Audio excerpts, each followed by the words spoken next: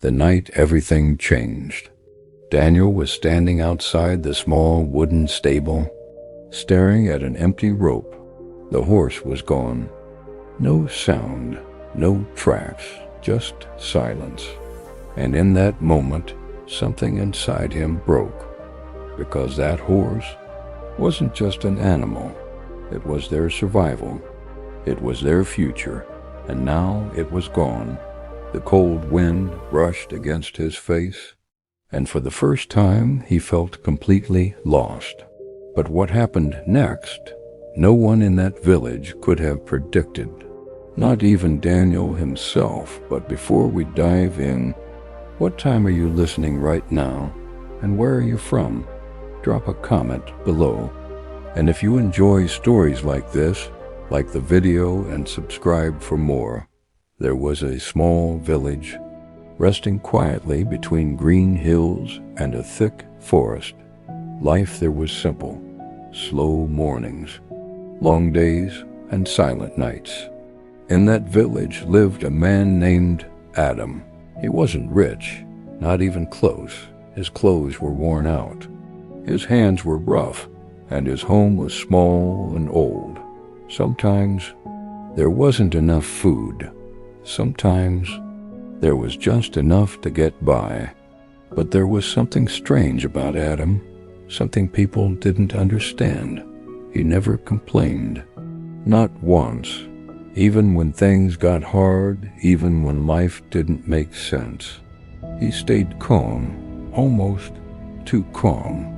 Adam had only two things in life that truly mattered: his son, Daniel, and a strong white horse. That horse was different, fast, intelligent, powerful. It helped them plow the land, carry weight, and survive. Without that horse, life would be 10 times harder. Daniel loved that horse. To him, it wasn't just an animal. It was like family.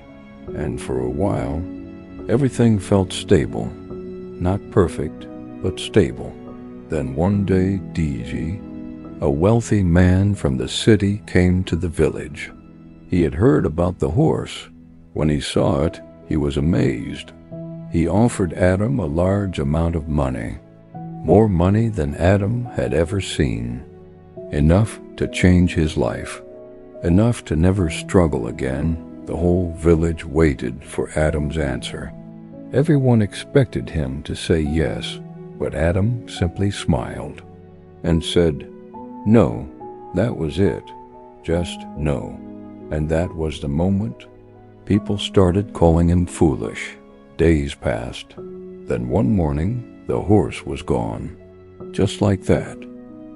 Vanished. No one knew how. No one knew why. Daniel searched everywhere. The forest, the hills, the fields. Nothing. The village started talking again. This is what he deserves. He lost everything. He should have sold it. Daniel felt anger rising inside him. That hit him hard. He walked up to his father and said, "Why are you so calm? We lost everything." But Adam looked at him with the same quiet face and said, "My son, we don't know if this is good or bad yet."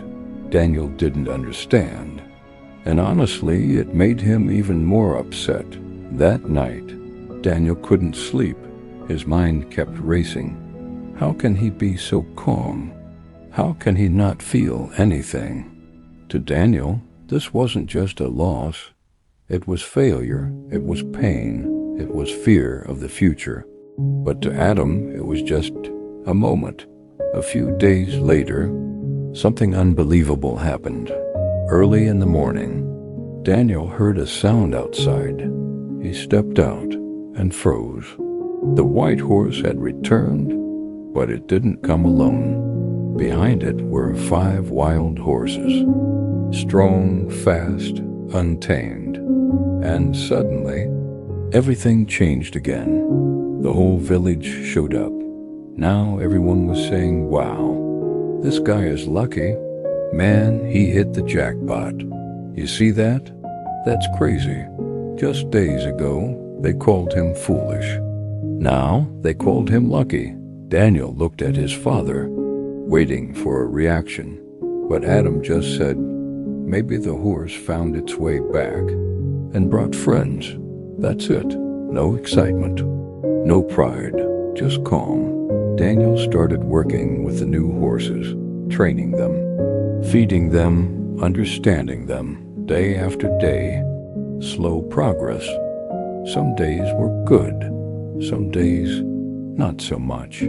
But he kept going, because now he believed things were finally turning around. Then one afternoon, everything flipped again. One of the wild horses got scared. It kicked, jumped, and threw Daniel to the ground. Hard, a sharp crack echoed. His leg was broken, badly. Daniel screamed in pain. The village rushed in again.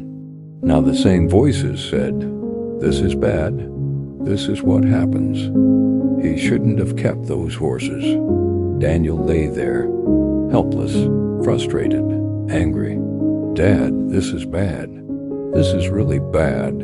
But Adam sat beside him, calm as always, and said, "We still don't know that." And this time, Daniel almost lost his patience. Days passed. Daniel couldn't walk, couldn't work, couldn't help. He felt useless, like everything was falling apart. Then suddenly, news spread through the village. War had begun. Soldiers came. They took every young man. No choice, no excuses. Families cried. Mothers held their sons. Fathers stood in silence. Friends said goodbye. The village changed overnight. But when the soldiers came to Adam's house, they looked at Daniel and walked away. Because of his broken leg, he wasn't taken. And that was the moment. Everything became clear. Weeks later, news came back. Many of the young men never returned. The same people who once laughed now stood in grief. They came to Adam's house, tears in their eyes. "You are lucky your son is alive."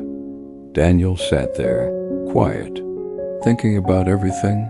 The horse leaving, the horse returning, the injury, the pain. And now this. He looked at his father and finally asked, was all of this meant to happen? Adam placed his hand on Daniel's shoulder and said softly, "Life doesn't come in simple labels like good or bad. What feels bad today might protect you tomorrow, and what feels good today might test you later. We only see one moment, but time sees the full story." Daniel sat there, silent. For the first time he understood. Not fully, but enough. Sometimes life hits you hard, and you think it's over. Sometimes things go your way, and you think you've made it. But both can fool you, because life isn't about one moment.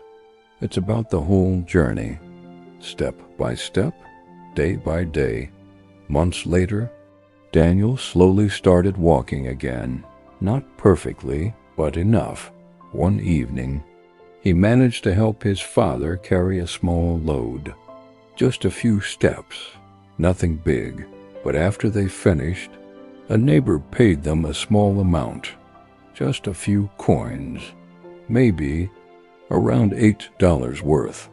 Daniel looked at those coins and smiled, because this time it felt different, not like luck, not like magic, but like progress, real, slow, steady progress. Success isn't about one big moment. It's not about instant change. It's about small steps. Even when you don't understand the path, even when things don't make sense, just keep going.